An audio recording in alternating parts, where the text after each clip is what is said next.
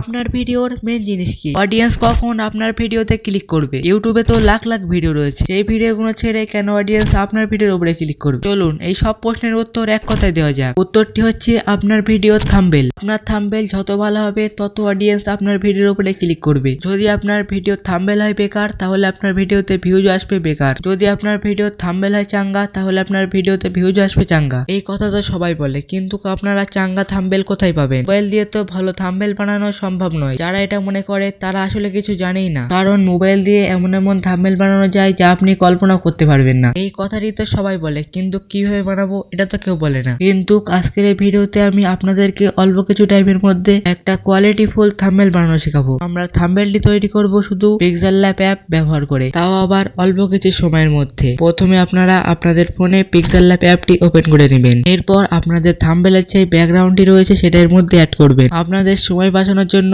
আমি ভিডিওটাকে ফাস্ট করে দিচ্ছি।